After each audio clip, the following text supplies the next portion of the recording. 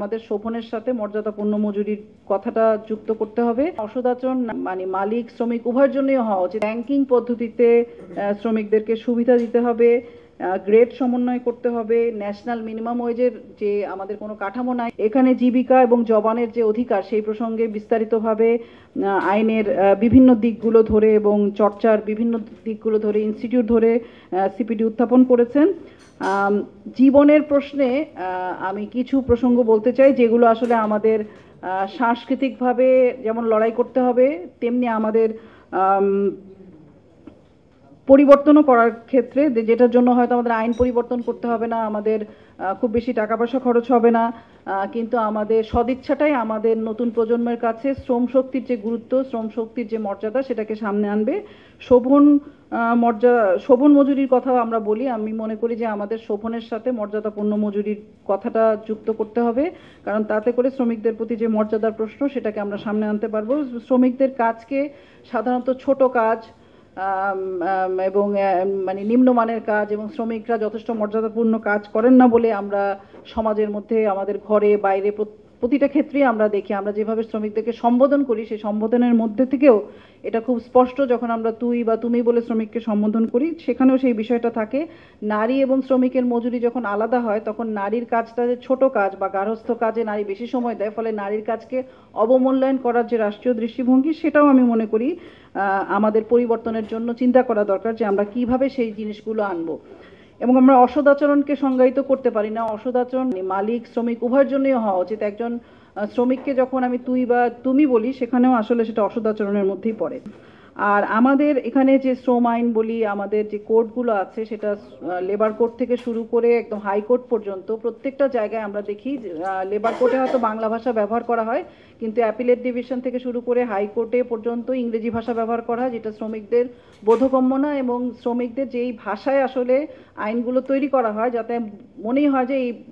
আইনগুলো যাতে শ্রমিকরা বুঝতে না পারেন, চর্চা করতে না পারেন, সেই কারণেই বোধহয় বাংলা ভাষাগুলোও খুব রপ্ত করে বা কৌশল করে করা হয়েছে। সেই ক্ষেত্রে ভাষা সহজ করতে হবে এবং অবশ্যই বাংলা ভাষার সর্বোচ্চ ব্যবহারের ক্ষেত্রে আমাদের মনোযোগ দিতে হবে। এবং আমাদের রানা প্লাজার মতো যে ঘটনা, তাজরিনের মতো ঘটনা, কিন্তু আমরা এখনও কিন্তু এই জায়গাগুলোকে ঐতিহাসিকভাবে সংরক্ষণ করতে পারি নাই। পাঠ্যপুস্তকে বিশেষভাবে আমাদের শ্রমিকদের মূল্যায়নের প্রসঙ্গ নাই, ইতিহাসেও সংরক্ষণ নাই। ফলে এইটা আমি জাস্ট বললাম যে শ্রমিককে যাতে আমরা সংখ্যা হিসাবে না ভাবি, মানুষ হিসেবে, নাগরিক হিসেবে তার কাজের যে মর্যাদা সেই মর্যাদার জায়গাটাকে যাতে আমরা সামনে আনতে পারি, এই বিষয়গুলো আমরা আশা করি সিপিডি সহ আমরা প্রত্যেকেই সামনে আনবো। আর আমি বিশেষভাবে সিপিডিকে ধন্যবাদ দেই যে প্রথমেই তারা যেই বিষয় উল্লেখ করেছেন তার মধ্যে মজুরির প্রশ্নটা আছে, যে মজুরি আসলে কিভাবে নির্ধারণ করা দরকার, মজুরির ক্ষেত্রে কি কি ব্যত্যয় হয়, সেই ক্ষেত্রে কি কি আইনি উদ্যোগ নিলে মজুরি কাঠামো এবং মজুরি শ্রমিকের প্রাপ্তিটা নিশ্চিত হয়, সেই জায়গায় আমি আন্তরিকভাবে ধন্যবাদ জানাই। অনেকগুলো দিককে তারা এনেছেন, তাদের কয়েকটা দিকের সাথে আমি সংযুক্ত করতে চাই। যেমন ওনারা বলেছেন যে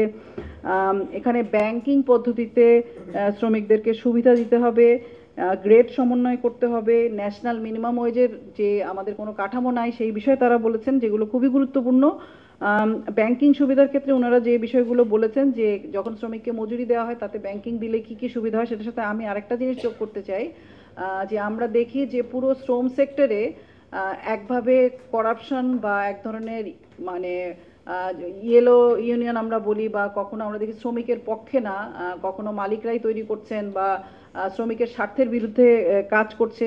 মালিক সরকারের সহায়তায়, এই রকম জায়গায় আমরা দেখি যে শ্রমিকদের পাওনা দেওয়ার ক্ষেত্রে কোনো কোনো সময় শ্রমিকরা যাতে তাদের পাওনা না দাবি করতে পারে সে কারণে মালিক পক্ষ থেকেও আমরা অনেক সময় দেখেছি যে তারা মানে ইতিমধ্যে তো এই গণঅভ্যুত্থান পরবর্তী সময় আমরা সামাজিক মাধ্যমে দেখলাম ভাইরাল হয়ে গেল ওয়ার্কার্স কন্ট্রোল করার জন্য কিভাবে শ্রমিক, তথাকথিত তাদেরকে আমরা শ্রমিক নেতা বলতে পারি না, তাদের মধ্যে বন্টন হচ্ছে। কিন্তু ব্যাংকিং সিস্টেমে যদি যায় সেই জিনিসটা নিয়ন্ত্রণ হওয়ার একটা সুযোগ তৈরি হয় এবং সেটার একটা দায়বদ্ধতা এবং জবাবদিহিতা থাকে। আরেকটা জিনিস আমি মনে করি এখানে খুব দরকার, যেটা হচ্ছে শ্রমিকদের কোনো পাওনা, সেটা বেতন হোক, সেটা ছাঁটাইয়ের বেনিফিট হোক বা যে কোনো পাওনা,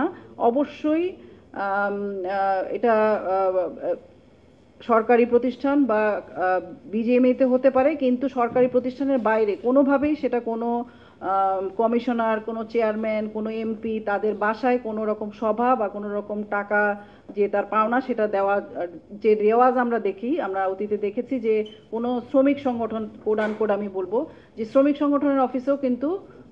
যেমন কোনো তার ছাঁটাইয়ের পাওনা পরিশোধ হতে পারে না, তেমনি কোনো চেয়ারম্যানের বাসায় বা কোনো এমপির বাসায়ও কোনো রকম আলাপ আলোচনা বৈঠক হতে পারে না।